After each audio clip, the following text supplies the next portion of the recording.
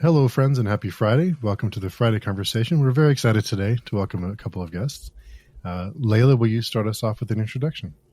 I am Layla Goushey. I'm a professor of English in St. Louis and interested in stories about diaspora, which the book we'll be talking about today focuses on, but also interested in science fiction, fantasy, just all kinds of literature, actually. Yeah. Awesome. And? if you use an introduction, sorry. That's okay. I'm Cara Lopez and I am the author of the forthcoming novel, Candlelight Bridge, and also of my first book, which was my memoir, They Only Eat Their Husbands. Mm-hmm. And I'm really happy to be here. Thank you for having me. No, thank you. We're really excited. Really excited to have you. Glad you were able to make time. We know you're very busy, so we appreciate it. Thank you. So if you could start us off with, tell us about your upcoming work. So Candlelight Bridge was actually inspired by the stories that my Mexican Chinese grandma used to tell me about our family history. I grew up with my grandma. I grew up bounced around a little bit in my family, but primarily with my grandma. I called her Mom.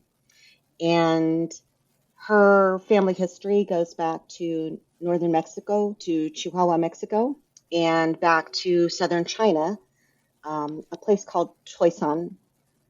She never went there, did not know that place. I've been there in my search for this story.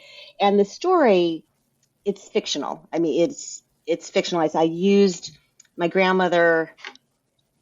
I used a lot of my imagination in listening to her tell her stories, and then I added to that imagination in reimagining the story she told me, and also would love to give plausible deniability to any of my family members who might not appreciate the way I tell the story.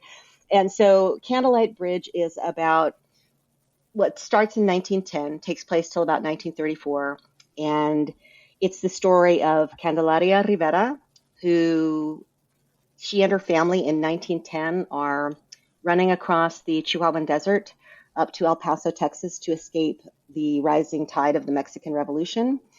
Meanwhile, in China, Yankee Wang, actually he goes at first by Wang Yanqi, but in America it changes. Anyway, Yanqi Wang is fleeing revolution and a terrible loss in his own country, and they both end up in El Paso, Texas, where they try to forge a life in a world that really doesn't want them. They forge an unlikely partnership, and it's not a romance, to be clear. It's really more about two grudging and unexpected partners struggling to survive the American dream. But it's not all dark. I mean, that sounds really dark, but yeah, it's a tough. There are a lot of tough subjects in here. But, Yeah. So first of all, I like grimdark, but yeah. But I think, and I have not read the story yet. I will say I've just started reading an advanced review copy, so I don't know much about the story to give away at all. But I am fascinated so far just by the premise of how you combined enough background of each character to have them mesh, I guess, or if they mesh, which I'm assuming they do. Just from what I've read so far, you really have a great turn of phrase where you use language so well, and I can tell I'm really going to enjoy this book. So did you think about things like that? Like how would one character respond to the other character, maybe through cultural lenses and that kind of thing? First of all, thank you so much. It's nice to hear when people love your words. I've written this book. I started writing this book in earnest in about 2009, and it's been through many, many revisions. So it's not even the same book it was when it started. So I inherited a story, or at least a framework for a story. So it helped a lot because I came from a journalism background. Mm-hmm. So a lot of things were not initially intentional, but then as a writer, I've discovered sometimes it's best when you start to trust your subconscious, which often knows better than you do the story that needs or wants to be told. Mm-hmm. However, once I start noticing patterns emerge, I lean into those patterns because I think a lot of storytelling is a recognition of the patterns in life, or the things that's where we see theme is in patterns. So for me, I think part of what makes these characters interesting, so Candelaria is Mexican and Yanqi, later Yankee Wang, is Chinese. So what makes them interesting is that they seem like they might not mesh, and in many ways they don't. But it's the maybe the culture clash, or the places of both clash and intersection where I think the interesting things happen. Mm-hmm. Especially because she's the protagonist and he's the antagonist. He's very problematic, which is interesting because I have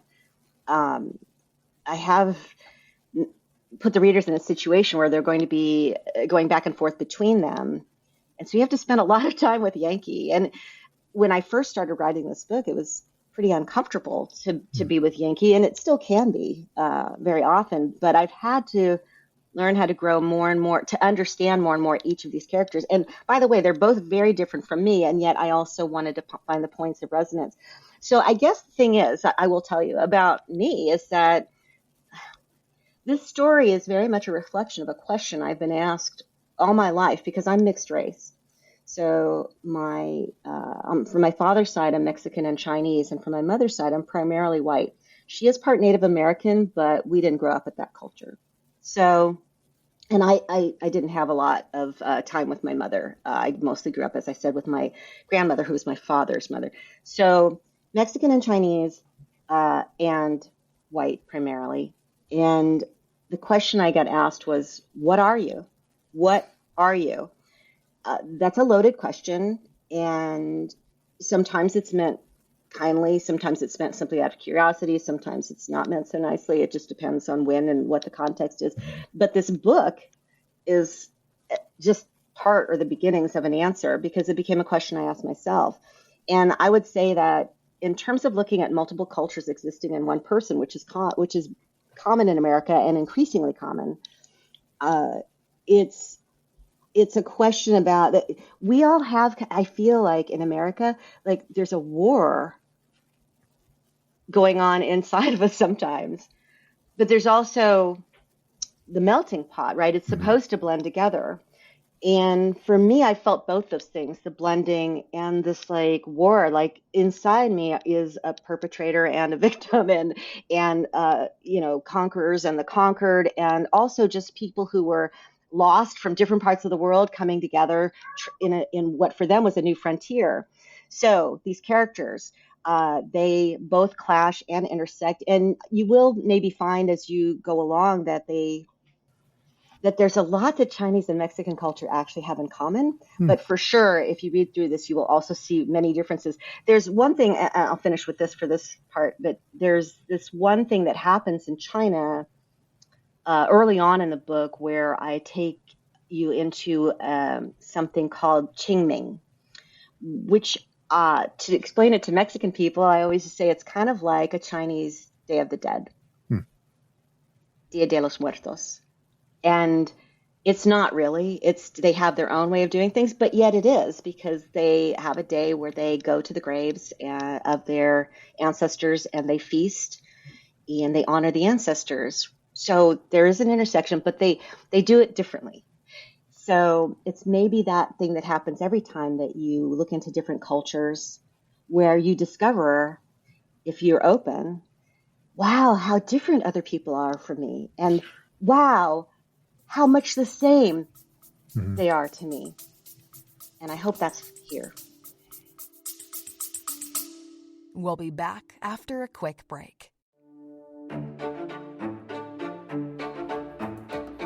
Ever flung a whodunit across the room on the grounds of incompetent sleuthing? Ian Pearce hasn't, because he's never read a whodunit in his life. He still boasts that he could solve one, though. Listen and learn as this self-appointed crime guru attempts to guide a private investigator to the truth in an original murder mystery written by Tom Knight. Welcome to The Directed Detective.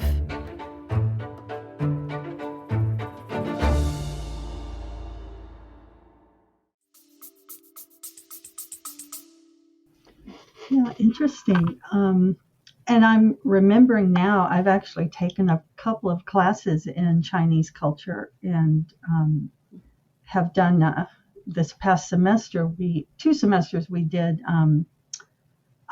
science fiction, either written by Chinese writers or Chinese American writers. But anyway, so I know what you're talking about with that and the idea of comparison to Day of the Dead is really interesting.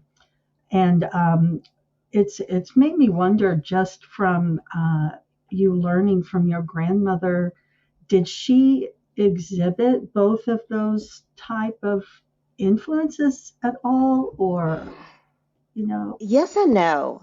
So without giving too much away, my grandmother did not know that she was half Chinese until she was an adult. Oh, wow. She was told that her father had died and was not told who he was. It was pretty clear by looking at her that she was part Asian. Some people looking at her thought she looked more Chinese. I didn't see that because I grew up, and so did my grandmother, with the Mexican side of our family. But there was a point where somebody was telling her they thought that she was this one doctor's daughter, illegitimate daughter, and he was, I can't remember his name, but he was Japanese. Mm-hmm. And actually, she, during World War II, got called a slur for Japanese people because at that time, as has happened in recent years as well, they just saw Asian people as the same, people who don't care about nuance, and only care about difference. And so when she found out, she was surprised. Now, so the Chinese side of the family, however, my grandmother ended up working in her father's Chinese restaurant in El Paso, Texas. Because when she found out that he was her father, she wrote him an angry letter. And he, in answer to her letter, like, why haven't you supported me all these years? Where have you been? I'm so ashamed. His answer was to offer her this job waiting tables at his restaurant for tips only. He didn't pay her. In fairness to him, he didn't pay any of his legitimate daughters either. He said, you make enough in tips. He was not a very generous person with his family. So that's when she found out. So she spent a lot of years waiting on tables at a Chinese restaurant. And so by the time I was growing up, and my dad grew up in that environment also, she had him with her. And so by the time I was growing up, she had an affinity for both Mexican and Chinese food, and we ate a lot of both. So to me, beans and tortillas and rice are super central. My husband is always amazed when if he makes, my husband's white, and when he makes Mexican food, every once in a while, not often because he's learned, but there's no beans. I'm like, where are the beans? Or he'll make some kind of Asian food and there's no rice. I'm like, where is the rice? And he's like, well, I didn't feel like rice. You can't. How can you? I don't understand. So for me, it's all very familiar. And just to throw in a little wrinkle, and this person does not make an appearance in this book, but my grandfather, who was primarily responsible for raising me with my grandmother until I was about 12, and they divorced. My grandfather was my dad's adopted father, who's Korean. Oh, wow. From Hawaii. Just to be clear, he's where I get my name, which is Lee, the last name, Lee. My father is where I get the Lopez from, my grandmother to my father to me, Lopez. my grandfather, so Lee is a Korean name, but I am not Korean. Strange. Anyway, so I grew up in a very Asian milieu. So my household, you could say, was like 3/4 Asian, and I'm less than 1/4 Asian. But it's a very familiar feeling to be around Asian people, and also, of course, around Mexican people. So I primarily grew up identifying as Latina, as a Mexicana. Mhm. But I don't know if that answered your question, but there you go. It does. I find that really fascinating and very much kind of the the American quilt or the American story. And I Sure. wonder, when you were pitching to publishers, how did they define what in your book, what you're working on?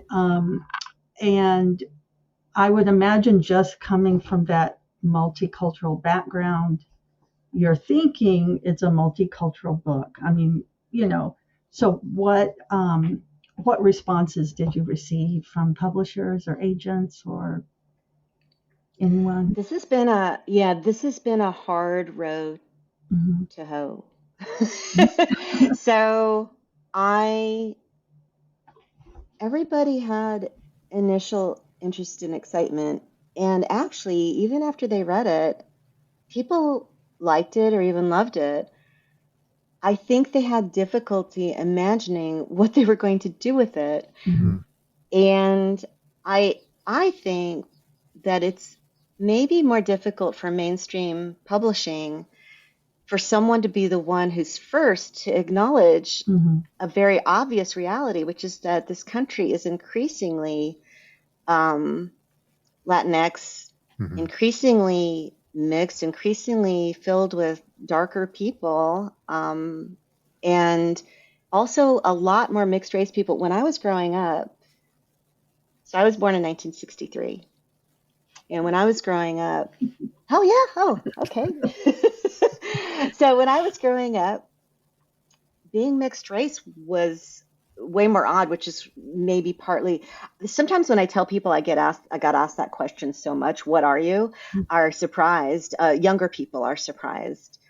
People around my age are not that surprised. Younger people aren't surprised that I ever got asked the question, just how much it was constant.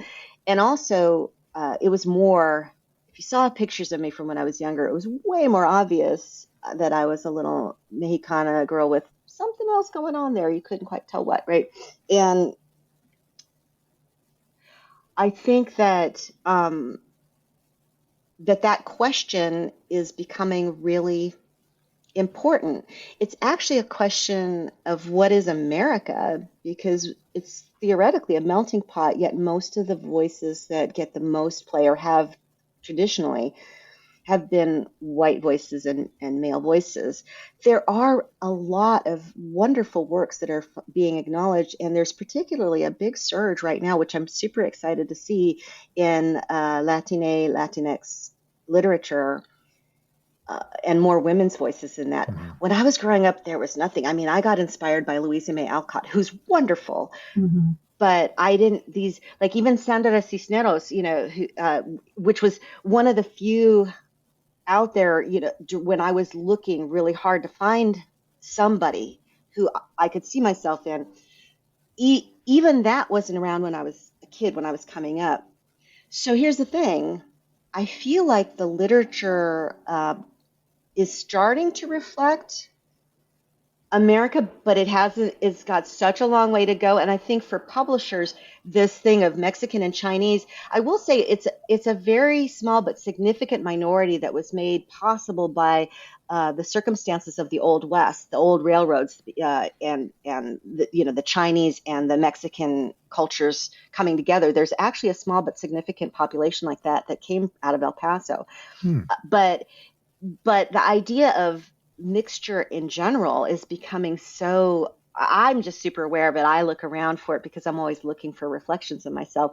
But I think it took, finally, I kept resubmitting and resubmitting. And of course, one of the problems was that Yankee is a difficult character. And so I think they were also balking at that, because there's child marriage and there's family sexual abuse in here. It's not these aren't easy topics.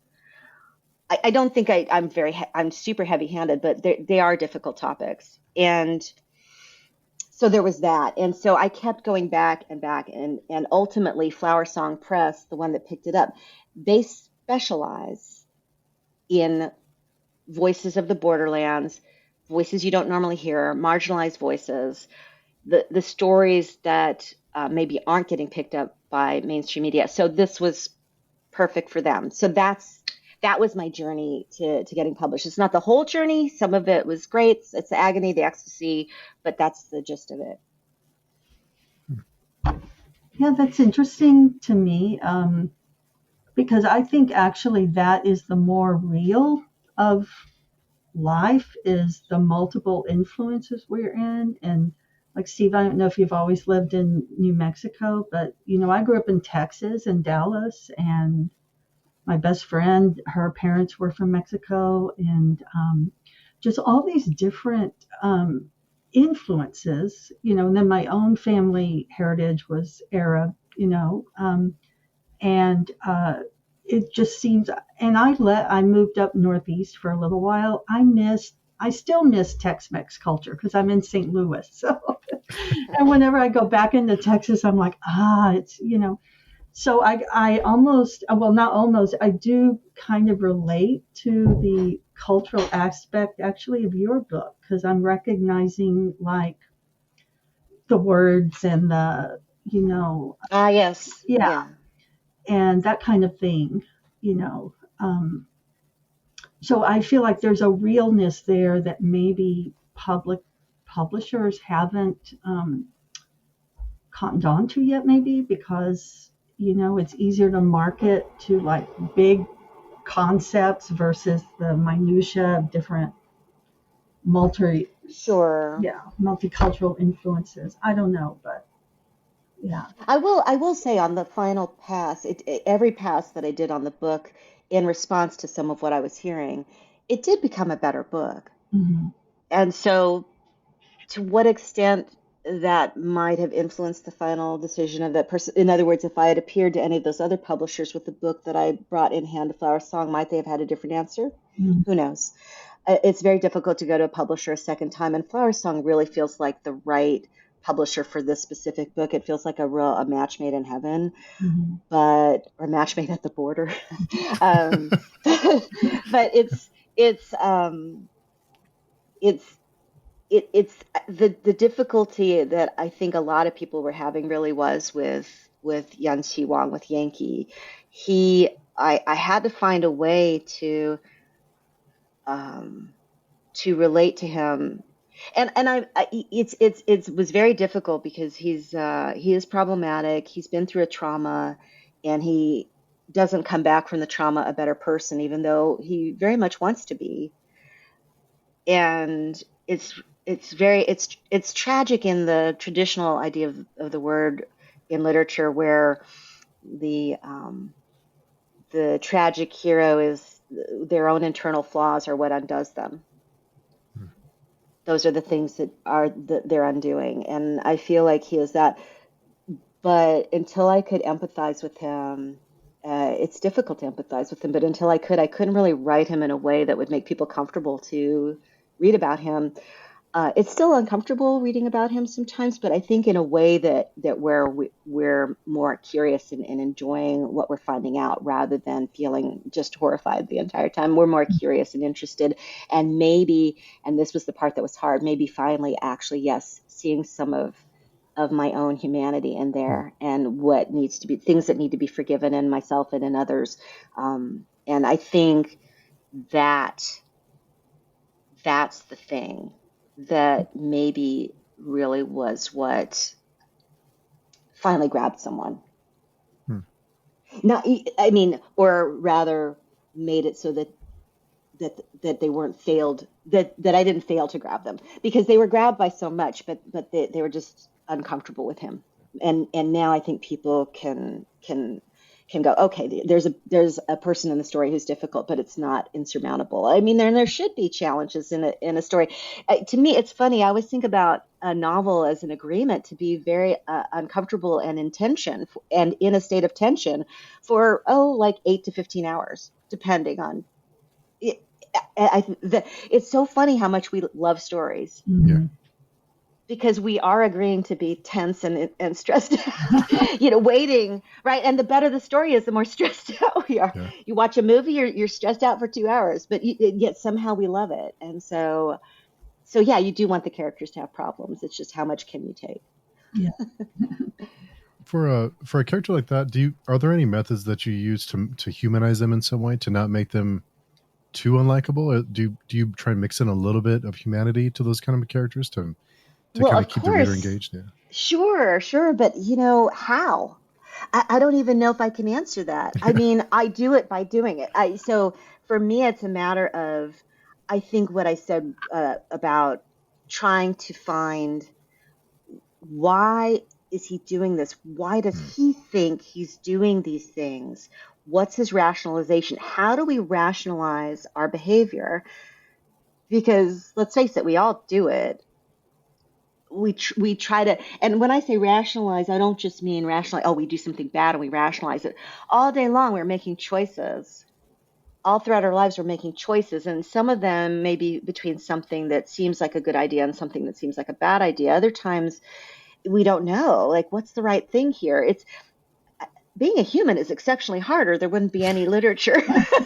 So I think, like, to make him less problematic, I had to get to a point where I could understand, why might he do something like this?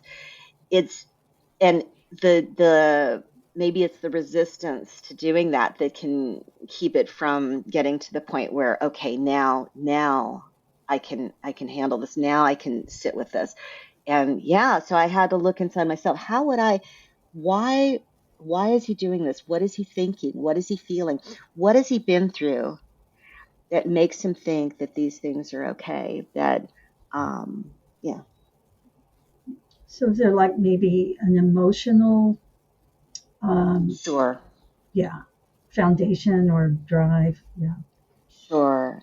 Yeah. What drives them? What are the emotional components? I was just talking actually to my father about this today, about the idea of emotion in stories, and without that, there is no story. Mm-hmm. Yeah. So if I can read something, I know somebody said this, that I should know their name, and I'm not going to remember. Maybe one of you will, but it's no tears in the writer, no tears in the reader. It's actually a famous person, and I'm really sad. Somebody will contact you and tell you, oh, why doesn't she know this? Anyway, but I believe it. So if I just dig as deep as I can. I try to put myself in their shoes. And if I get to the point when I'm writing something and I start writing in the first person by mistake, when I'm actually writing a third person's, if you're writing a first person story, of course, that's how you do it. But this is in third person. Mm-hmm. And so sometimes I would find myself writing in the first person, and that's when I knew I was successfully getting in touch with the emotional life of the characters, because I was identifying with them. That's a weird feeling, especially when you're writing about a character who maybe you didn't think you were going to like at first. Mm-hmm. Yeah. But I just keep writing until it feels right. I just keep writing, showing it to people, getting feedback, writing. If I feel something, I know I'm onto something. It was Hemingway. Is the quote? Yeah. That's it. Oh my goodness, how could I have forgotten? Thank you. It sounded familiar, I just couldn't remember. But this is something that Layla and I had talked about previously, about reading darker, difficult stories. I think it helps us kind of insert ourselves in our own lives and gives us hope that we can persevere through those tough times, to see other people kind of go through the worst times of their life or overcome some challenge. And it helps us, kind of gives us hope that there's a way out, that you see somebody pick themselves up and make it. It kind of helps us keep going too. I think so. Yeah. One of my challenges with this was Candelaria is also somebody who had trouble relating to, not because she was as problematic or as difficult as an antagonist in a story. She's the protagonist, so theoretically she's the good guy. But I think any bad guy who's all bad can be kind of boring, and any good guy or hero that's all good can also be kind of boring. I mean, what you're looking for is people who are human and might grow and change by the end of the story. So the thing about Candelaria is she, because of the time she was born in, is very domestic and not, she has a life of the hearth and home and family and motherhood. And I'm actually not a mother, and I have a house, but I am not what I would call a domestic type of a person. And so relating to her, they say write what you know, but this is a story I know very well, in terms of how I've imagined it. But it's not a type of person who is similar to me. And yet she has her own. So I had to figure out how to get in touch with her. And one of the things I was saying, you said people want to see how other people overcome and how they persevere and how they get through things. What I really wanted was to somehow liberate Candelaria, but how was I going to do that for a young, poor Mexican girl, immigrant, in a partnership that she might not be 100% on board with? How is she going to get liberated in 1910 to 1934? And I thought, well, there must be ways within that world that women found a sense of self, a sense of growth, a sense of freedom, a sense of expanding within themselves to become more. And I hope that I did that for her, because I felt like she went through a lot. So this character was inspired by my great aunt. Mm-hmm. And I hope I did her the favor of giving her some kind of liberation. I don't know how much of that she achieved in her actual life, but this is the beauty of fiction, right? We give a little more of those gifts to the characters if we can. Yeah. So interesting. Trying to put some things in process. So you set the setting is in El Paso. Now, primarily. Did you mentioned you traveled to, is it Toisin in China? Toisan. Mm-hmm. So did you? Yeah. Actually, first I want to ask about that. So did you have contacts there, or you just visited? How did that go? And then did you visit the other locations? Did you visit El Paso? For sure. For sure. Yeah. Yes. I've every location I talk about in this book I have been to. Mataflores is a made-up place, but I went to a town called Mata Ortiz, mm-hmm. Which it is not Mataflores, but it gave me a lot of ideas for how to build Mataflores and that region and area. So I went during an interesting time to Chihuahua, the state of Chihuahua, and several locations in Chihuahua, in the state of Chihuahua, show up in the book. Of course, Juarez. And then the town I just told you, Mata Ortiz, a ghost of Mata Ortiz, if you will, shows up in Mataflores, which is the fictional town. Mm-hmm. And because I actually, if I'd known exactly what town Candelaria was born in, I would have put it down. My grandmother didn't know; she only knew they came from somewhere in Chihuahua, Mexico. Mm. So Ascension also appears.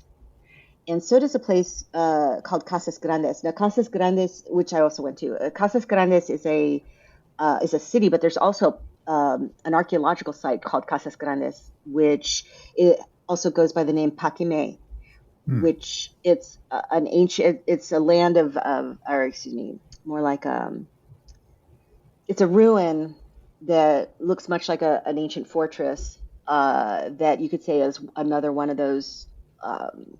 Cities of the ancient ones, these weren't Anasazi, but related to that, the ancient peoples from the Four Corners area. Mm-hmm. And this is another of those sorts of things from native peoples who were here maybe 1,000 to 2,000 years ago. And this ruin, it's just, I saw it, and I was trying to map a possible place where these people might have fled from and to get to Juarez and then to El Paso, because a lot of the story is this family, the Riveras, fleeing from this little town up north. And so I traced a path on a map, and then I looked all these things up, and I was trying to also intersect with places where early battles in the Mexican Revolution were taking place. I did fudge the timing with regard to like family ages versus the timing so that I could make it take place during these early days of the Mexican Revolution. So things might be a year or two off from real life so that I could make this happen, because I wanted the family to intersect with the beginning of the revolution. You can see why it took me so long. So I actually went, and I'll tell you the reason I chose Casas Grandes or Paquimé, that location, is it's just amazing looking. And I thought, oh, what could happen there? It looks like a fortress. And so I actually put a garrison of federal soldiers, federales, in that location for one scene. And then Ascension I actually picked because in 2010 there was an actual act of mob violence that happened in Ascension, and I wanted to transplant that scene back to 1910 or 11. I think it takes place at the cusp between 1910 and 1911 in the story. And so I just sort of layered one event on top of the other in my head. What had happened was, as you know, as you may know, along the border, especially in Juarez and vicinity, there's been over the past like 20 years a lot of cartel and gang violence that has really affected people there, and poor people just really suffer with this. So what happened is that some of these folks, young people who were involved with some of these gangs, were kidnapping a lot of people in Ascension who had no money for these ransoms that they were asking them to pay. And they just got fed up, man. They got fed up. And two of the young guys, I think they were only like 17, but anyway, they were teenagers who were doing this stuff, probably because they also were hungry and looking for some kind of sense of support. So they're belonging to these groups, and they were kidnapping people. The police arrested them, and a group of ordinary citizens, but angry citizens, a huge mob, converged on the police or sheriffs, whoever they were, who had arrested them, and they took these guys and they beat them to death. Wow. Yeah, because they were tired of paying these ransoms. It was just driving them. I'm not going to sit here and tell you I either condone or don't condone this kind of vigilantism. I mean, it's terrible, but I understand. It's a terrible, terrible thing. So I wanted to do that. So I went to these places, and the other interesting thing was when I went, I had been waiting for a very long time to go down there because this was during the time, one of the times of the greatest, I can't remember what it was called, but it was like the cartel murders just constantly. There were people hanging under the bridge in Juarez. It was terrible. And I have friends who have family that live down there, right across.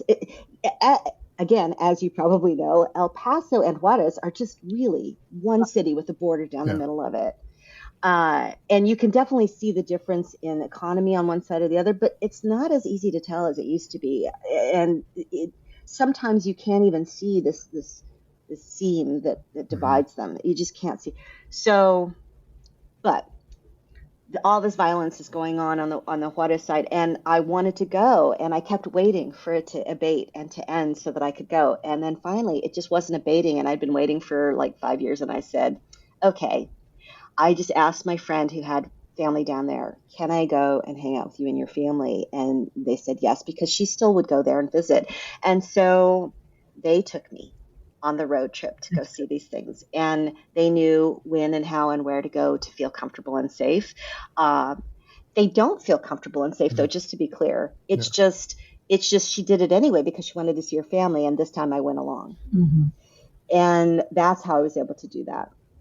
This answer is getting kind of long, but do you want to hear about the Chinese part of it? Yeah. Okay. Of course. Yeah. So I did that, and then I've also been to Juarez many times. I've been to El Paso many times. There's sort of I grew up in East LA, and also not just East LA. I grew up all over LA. So I grew up largely in Downey, which is a very at that time it was quite a white enclave, and we were trying to sort of move up in the world. My grandparents, but I also bounced back and forth with my dad, and so my dad was in East LA, Monterey Park, and El Sereno. This is all on the east side of Los Angeles. And then in Downey, I've spent time in Alhambra, so all over Los Angeles. But there's kind of a greased rail between El Paso and East Side in Los Angeles. There are, especially for my dad's generation. But if you scratch the surface enough, you'll in an El Pasoan, you'll find LA relatives and vice versa. Oh, interesting. Yeah, it's really common. So there's a lot. I have a lot of cousins in El Paso and a lot, aunts and uncles and friends. I did not grow up there. I have never lived there, but I spent a lot of time there and I feel an affinity for it. I did go there and do research for this book, and I did a lot of reading about El Paso and interviewing people from El Paso and in El Paso and interviewing my family who had lived in El Paso. So I did my due diligence there. China is a whole other proposition. My grandmother was a child of an illegitimate union, for want of a better word. I'm sure there are better words, but anyway, in this moment, that's what I'm going to say. So it has shaped our family. It was an act of violation against her mother, and that's why I'm here. So it's interesting because without that, I wouldn't be here. And yet with it, there's all kinds of trauma that gets passed down from generation to generation. And one of the things I say about this book is that it actually is it's a story about trauma that gets passed from generation to generation like a torch. Just pass it on. Because when people are damaged, they damage the next generation. And those damaged people damage the next one. And we've all done our best, and we get better with each generation. But it's difficult. And so there's this thing inside of me where it's like I mentioned earlier, it's like inside me is both the victim and the perpetrator. And I can't pretend that I don't have the DNA of both of them. And it's that realization, oh, right, I can't just cry about, the bad thing that was done, but also cry about I'm related to the bad guy. Mm-hmm. I needed to reckon with this. And I also was just very interested in my Chinese heritage. So I have been to China multiple times, but as I was researching the book, I decided I wanted to find my great-grandfather's village. And one of his sons, my favorite uncle, told me that his father was born in Gonghao. Some of the family still thinks that he was born in San Francisco because that was the lie that was told so that he could come to this country. But he definitely was born there, and I saw the proof. So, and this is how I ended up seeing the proof. First of all, he told several people in the family who knew, and so, they knew. The people he told his deep secrets to, they knew that he was from Gonghao. So I went. So I get this ticket, and I get a translator because I, by the way, have been learning Chinese, specifically Cantonese, in recent years. Not very well. Please don't ask me to try to speak it for you. But I've been learning it. But I needed a translator because I wanted to be clear on what I was hearing. And we went to Toisan, and we went to Gonghao, only to find out Gonghao is not a single village, but a district of 11 villages. And I had no idea which of the 11 villages was his. But the local people who were very helpful So, and they're very helpful because they're very used to Americans of Toisanese descent coming there, because you may not know this, but up until the 1960s, almost all the Chinese people in America came from just that one county, Toisan. Oh, really? Yeah, and part of it's because of a bottleneck that was created, because after the railroads were built, the Chinese Exclusion Act was passed. And most Chinese immigrants were forbidden to come to this country, hence the lie about San Francisco. So my great-grandfather said he came from San Francisco and that his records were lost in the Great Fire. Or he probably did, but he told about the Great Fire. That's probably the excuse he used. We don't know the excuse he used, but that was the excuse most people used. Either that or they were paper sons, but he was never a paper son. A paper son would be someone who would buy the name of a Chinese person and then pretend to be that person. Oh, interesting. I can tell you more about that, but let me talk about Toisan. So most Chinese people came from that area. So because of the Chinese Exclusion Act, because most of the people who came to build the railroads were from Toisan. When the Chinese Exclusion Act came, there was a sort of a grandfathering in, so that if you had a connection to somebody who was already here, it would be some kind of chain migration that can take place. Paper sons were part of that, the idea of buying the name of somebody who might be related to somebody here. So because Chinese people were forbidden, but you had this one route, a lot of people kept coming from Toisan and nobody else could come. Okay, so when I went to Toisan, people were pretty ready to help me because they were used to Americans coming to seek out their heritage. So when I said Gong Hao, but don't know which village, they said, well, let us take you to this 99-year-old man from one of the Ma family villages. So my great-grandfather's name was Ma Bing Sum. And I went to this village, and would you believe it was his village? Wow. I just happened to, and it was this 99-year-old man. I told him, look, my great-grandfather was born in the late 1887. He left Gong Hao before you were born, sir, so I don't expect you to know much. I'm just hoping for some local history, but he refused to give up until he found a connection between us. Oh. So I showed him a picture of my great-grandfather and an old letter in Chinese that his son, my favorite uncle, had written to his father when he was living in China. And he saw the picture and he saw the letter and he went, ho, ho, ho, ma bing sum. And this flurry of Chinese flew over my head between my translator and his granddaughter. And then they said, oh, your great grandfather's from this village. And I'm like, nah. And I said, yeah. They said, he came back here to visit in the 1930s. And so this man was alive then. And he remembered him because at that time he would have been like the richest man in this little village, because he wasn't rich, but American money would go farther in China. So to them, he was rich. And then he brought out a red book that the village has with the ancestry from that village going back centuries. And he turned to the page with the names, not only of my great grandfather, but of his eldest three sons, who were the only ones that would have, been in existence when they were added. And then he said, and he said that my great grandfather had a Mexican wife from Paso. This is my translator talking, from Paso. And I'll tell you, my eyes filled with tears. And I was thinking, why? For this stranger who I never knew, who my grandma always hated. But I thought something like is tugging at my belly button, the past. And this old man invited me to sign the village book. And I said, but I'm a woman. This book is filled with the names of men. They don't put women ancestors in there. And he said, no, it would be our honor. You are family. Oh. And at that moment, I felt like Ma Bing Sum was finally there with us, finally accepting my family as his. And we had been sort of dismissed as, excuse me, but like the bastard branch of the family tree for years. Like we were you could feel it too. Every family gathering, we were like, oh, there those people are again. And I finally felt this sort of like acceptance. And so as I signed the book, I kind of had to say, I accept you too.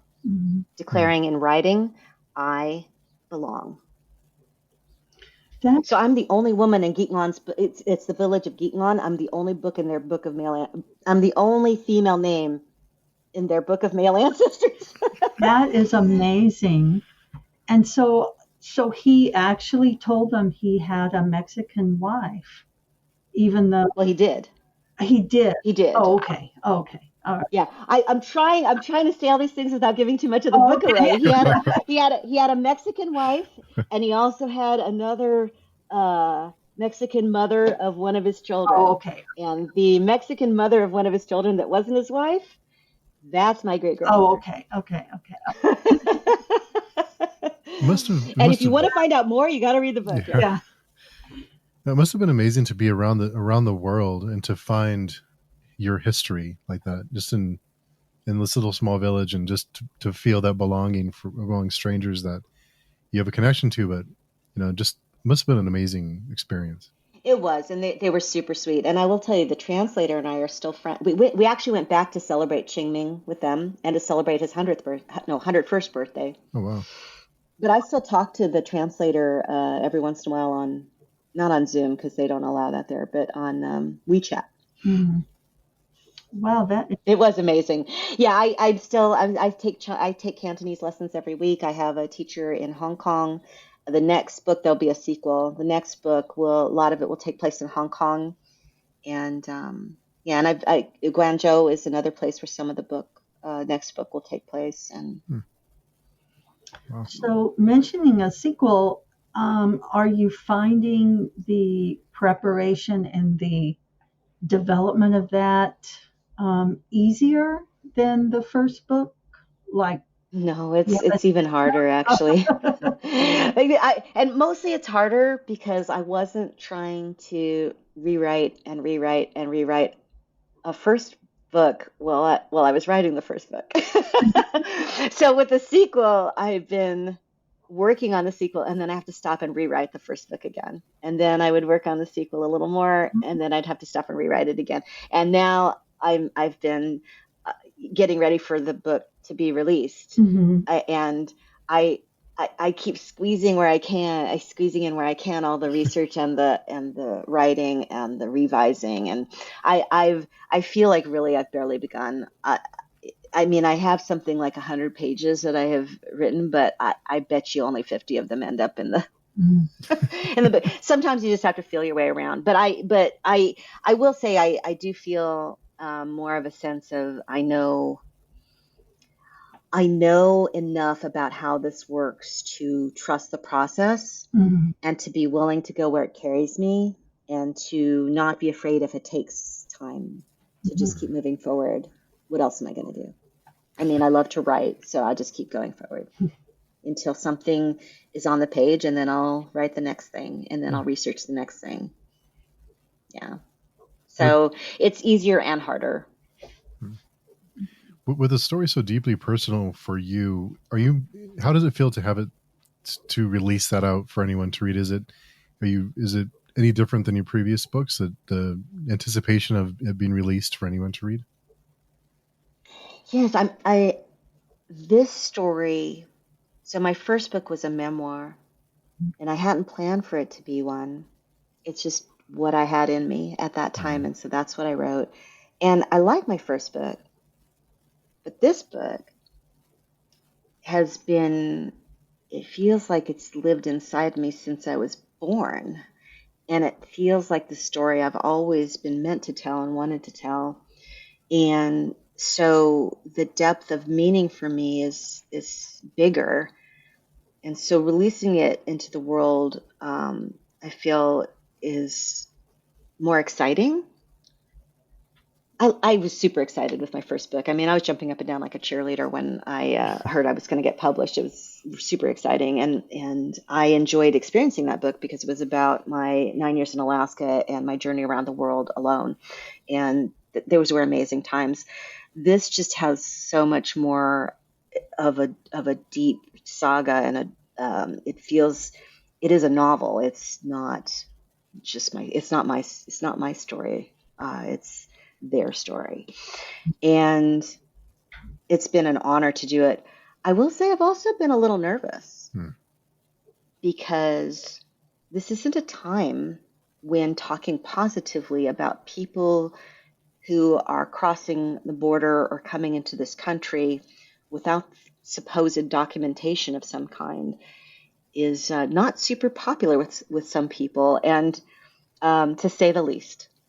And I realize that there may be people who push back at the fact that I am writing a story about those issues and may ask me questions about those and those things. And I prefer to let my stories speak for itself. And I get a little nervous about actually being asked direct questions about how I think about those things, because not because I don't have strong feelings, opinions, ideas about them, but because I feel like so much gets reduced nowadays to a 30-second soundbite, a 10-second soundbite, or a tweet, or just what somebody decides to take out of context, out of something you said, or just the only thing someone can hear. Like, I can tell them an answer, but sometimes I think people are speaking at cross purposes on these topics. And so I like to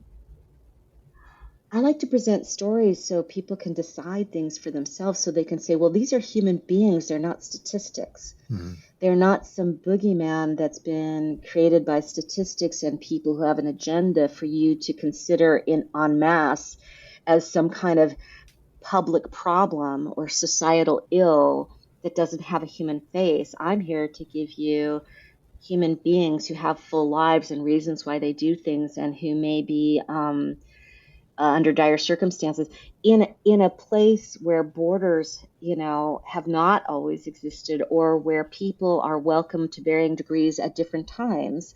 For example, on the border, one of the things that you'll find out in this story is that the Border Patrol in El Paso was created to keep out Chinese people. Mm-hmm. Yeah, it's surprising, isn't it? Mm. I didn't know that until I started researching this. So the original mounted Border Patrol was to keep out Chinese people because some of them were coming into this country via Mexico. Hmm. And so I just want to find out about people. And I will say that even people who I disagree with about however we might approach public policy around the idea of people crossing borders, or people immigrating to this country, or people moving around this country, or how people are treated in this country depending on what race they are, I notice that when people know someone personally and know their story, frequently, no matter how far away from me they are in their thinking, suddenly they have all this empathy for just that and maybe for them it's an exception to the rule. I have been told that I was that before by a person who I thought was a friend when I was in junior high. Oh, but you're not like those other Mexicans. Okay. I like, and I'm sure she meant it as a compliment.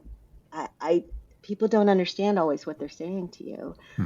But I feel like, well, if that's the way we grow and change, one person at a time, learning about one person at a time, then I love to be in the part of the world that's just writing the stories. But yeah, point. If somebody asks me a question, I'll answer it as best and honestly as I can. But yeah, I get nervous about like going to a public forum and that somebody may want to throw a tomato at me. I just don't know. I hope not. I just think back because, I've 1963 here as well. And I found out today I'm a boomer. I always thought I was Generation X, but I had to fill out this form today and it said 1963 is a boomer. I'm like, what? But yeah, me too. I feel very Gen X. I feel Gen X. I feel like I was on the leading edge of all of the trends that identify Gen X. Yes. And so I identify strongly with it too. I understand.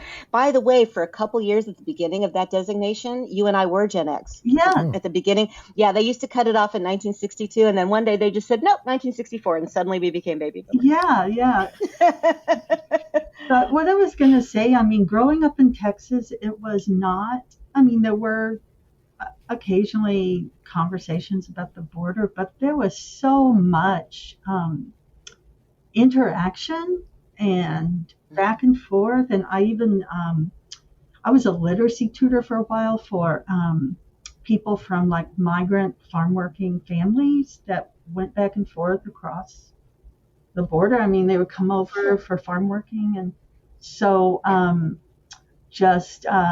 occasionally do have these "how did we get here" moments, because it obviously we got to this point, and we're fine. Yes, my grandmother remembers that Yeah, people just used to walk back and forth across the border pretty regularly. Nobody thought anything of it. right. I mean, when I say nobody thought anything of it, that's really, let me take that back. Probably some. That's not really true. Yeah, People thought things about it, but my point is it was relatively common. right. Yeah. But that has come and gone in waves, Hmm. because there were people, I believe in the 19-teens, it was the 1920s, who were, when they would come through the customs house, the Mexicans were pulled aside and sprayed with pesticides and forced to go through fumigations that were toxic. Nowadays, I'm sure they would find that these are carcinogens, and it was terrible. And so one of the people whose work that I read to do research for this was David Dorado Romo. Are you familiar with him? No. He wrote Ringside Seat to a Revolution, Hmm. which is this underground cultural history of El Paso and Juarez. And he writes about that, I think one of his aunts was actually went through there. And I mean, they would spray them with these chemicals because they considered them dirty Mexicans who needed to be cleaned. And so that was even before my grandmother was born, or around the time she was born. So when I really did misspeak when I said people thought nothing of it. What I'm saying is it just wasn't what it is now. It's Right. not. Yeah. Yeah. It was more common to walk back and forth. But I've heard of that too, of spraying people with DDT, in other parts of the world as well, like migrants. So just bizarre, Yeah, it's sad. It's really bizarre the sad. things people thought of doing, and that was in the 40s, I think, when I heard about it. So Yeah, the sad part is I'm pretty sure that some of the things that were done by the Nazis were actually techniques that began here. yikes. Some of them.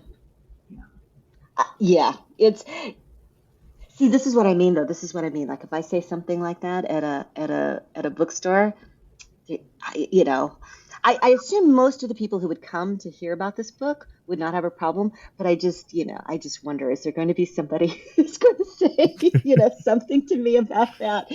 So I never meant to be the voice of any particular thing, but I just wonder about that. And I'll just sit in the truth of my story, or it's not a factual story, but it feels like I've told something that's true to my heart, and so I'll just sit with that. Yeah. Well, the more you read history, you do find all kinds of things that were going on, which will take another podcast to talk about. But Yes, Oh, yeah.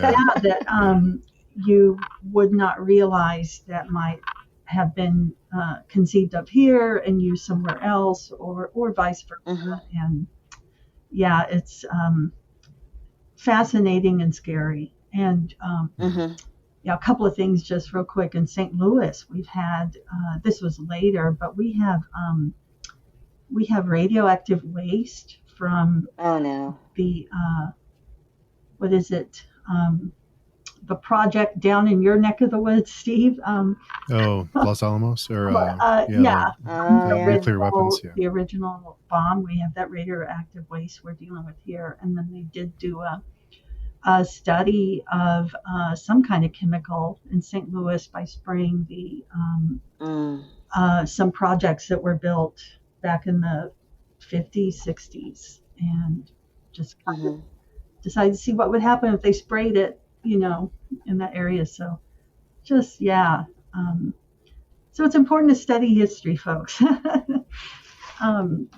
But I had some thoughts about when we were talking about your sequel and everything. It reminded me that I had actually also looked online for an audible version of your book? Have you considered having an audible? I would be thrilled to have that. I'm with a very small press, Mhm. and so some of the hurdles that we have to overcome just to get this work done, which is probably the biggest project that, um, and I don't mean in terms of importance, I just mean in terms of size. Yeah. Probably the biggest project they've published. So it's, the magnitude of getting this done has been there because it's kind of a cottage industry, right? A lot of subcontracting and a lot of individuals all like working second jobs. This Oh, is yeah. like their second job or their third job. So I hope we do.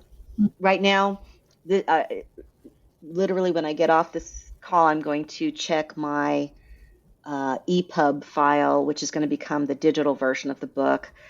So given that it's less than 2 weeks till our release, and I mean, I think it's done, it's ready to load, it should be fine. But my point is, given that we're this close, the Audible book might might come a little later, but for sure, I'd be delighted and thrilled. And from your mouth to Flower Song Press's ears, or maybe they'll say, "Hey, Cara, you want to take that on?" And if so, okay, maybe I'll take that on. Yeah, I mean, I don't think I'll record it because there's so many different voices in this. I can read, but there's so many different voices in this story. I think an actor would do a better job. But yeah, I'd be all for it. yeah, I was going to ask that. Thank you. The different, maybe the different dialects or different pronunciations and languages and stuff. Sure. But with that, would you like to read a couple of paragraphs? Is there time for that? Yeah. Okay. Of course. Sure. I think you had mentioned, Layla, that there was a little section that you liked, and let me just go ahead and give that a shot. Okay, sure. This is not precisely from the very first words, but it's at the bottom of the first page. I'm going to start from there. There's a section that I think you liked. Candelita left muddy footprints as she ran. She always went barefoot, so her soles were always deep red with Chihuahuan desert clay. Caliche. Her big brother Miguel taught her the word for it. She hated the way Miguel, a restless boy of sharp angles and outraged eyes, always added, "Didn't you know?" as if he was smarter than her, just because she had only finished 6th grade while he had made it through 8th. He got away with so much conceit, got away with everything, because he was a boy. Maybe that's why, when Juliana's brother Angel threw the raggedy ball to Miguel, Candelita snatched it in midair before he could catch it. Why she rolled with Miguel in the caliche till it painted them both red, head to toe. Why she passed the ball to Juliana, who would never surrender. Why she and her friend now led their brothers on a breathless chase. Serve those pendejos right for saying girls can't play ball. Ball was a generous word for the knotted rags the boys had taken to tossing and kicking around the plaza, closest thing they had to a ball in the days leading to the Revolucion. Their brothers used to throw around an old baseball. An Americano had given it to Juliana's father, foreman of the ranch where Candelita's father used to be a cowboy. Nobody had seen that ball since the leva, when the military swept through Chihuahua's villages to steal anything that wasn't hidden. Rubber, metal, guns, chickens, boys. Both armies had descended on Mataflores to conscript soldiers for their cause. First came the rebels, without uniforms. The Ramirez twins, next door, were among the many boys who had volunteered, left their mother lying before her door, grabbing fistfuls of dirt and crying into her palms as if hoping to make enough mud to shape into 2 new sons. President Diaz's federales followed, wearing dusty blue uniforms and hats like upside-down buckets. The few boys left in the pueblo had run to hide in the hills, but Guillermo Sanchez was slow. A soldier tackled him, hit Guillermo in the head with a gun, and dragged him away, crying. His mother never cried, though, just walked into her hut like she didn't hear. That's great. Love it. I love that. I also love the part where the Miguel and his, his little quirk of asking, "Didn't you know?" you know, that's so much about him, you know. Yeah. I think I must have had a cousin like that. We all do, right? We all have that It just cousin. sounds familiar somehow. Like I heard that in somebody's living room over and over somewhere. Didn't you know? Yeah. That's great. Yeah. Oh my gosh. Definitely. Thank you. Thank you very much. I appreciate it. Sure.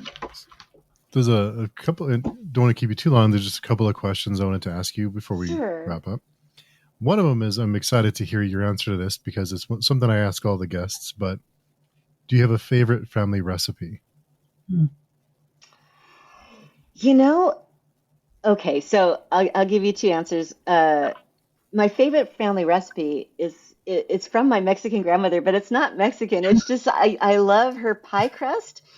And so I still make pies like my grandma used to make, and she had a crust that used oil instead of shortening, which is unusual. So that's why it just comes to mind immediately. So I always make pies that way, and it makes me think of her.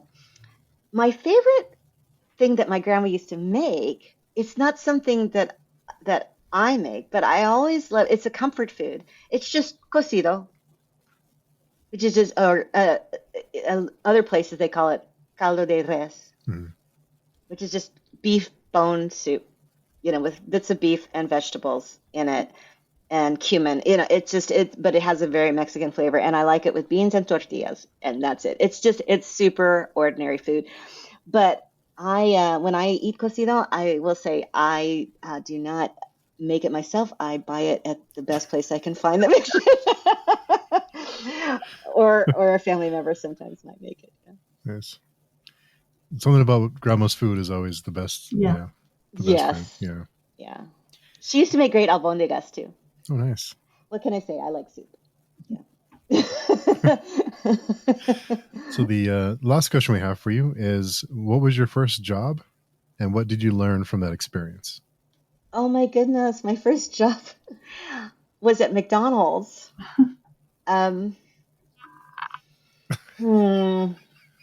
What did I learn? I'm afraid to say anything that might besmirch the name of McDonald's. I don't want to say anything. I will say that I learned that I never wanted to work in fast food again. But I also, what did I learn?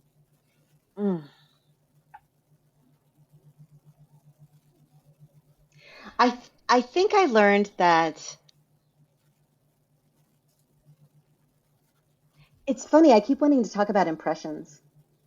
So I realized there was this difference for the first time, between my intentions and the impressions I was leaving on people. And I think I've spent a lifetime trying to figure out how to navigate that. Like the intention to do good work, to be dependable and reliable, and to be considered somebody who's good at your job, and the way people perceive what you're doing and how sometimes there's a disconnect. The need to try to figure out why some people think that your intentions are not good, even though they are, or how some people will not. I don't know. I find it I will say, working with other people is always a challenge for me. It's probably why I'm a writer. Maybe that's why I'm thinking about that, because navigating that has always been super difficult. I love people, but I find it very difficult when working with people to understand the difference between like what we're saying and what we're doing and how it's being perceived.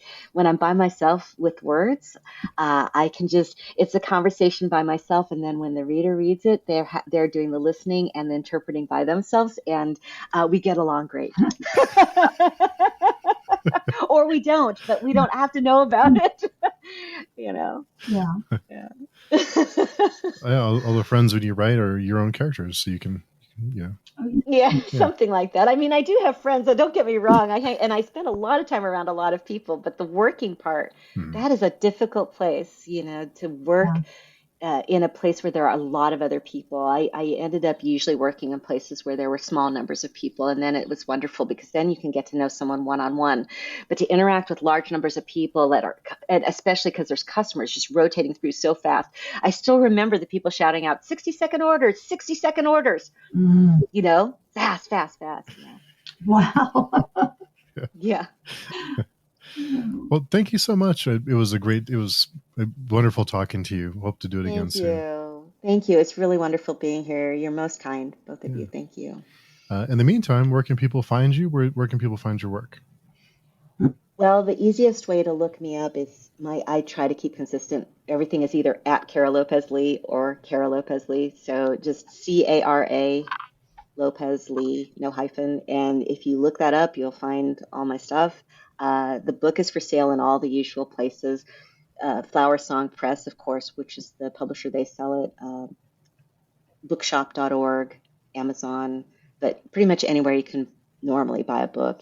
You can get Candlelight Bridge, my website, caralopezlee.com. You get the idea. And that's where you find me on social media too, at Cara Lopez Lee. Mm-hmm. And Layla, where can people find you?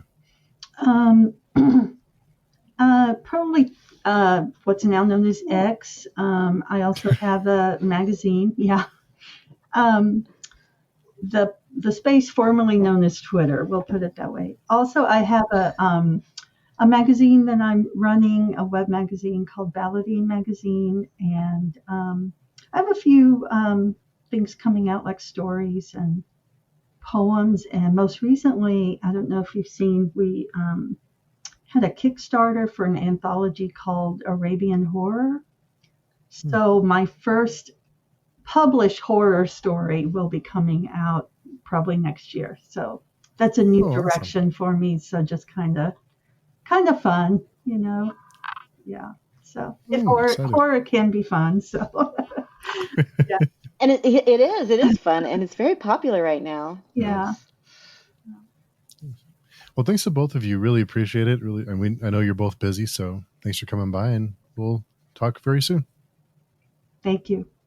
Have a great weekend, Thank everybody. Thank you, Steve.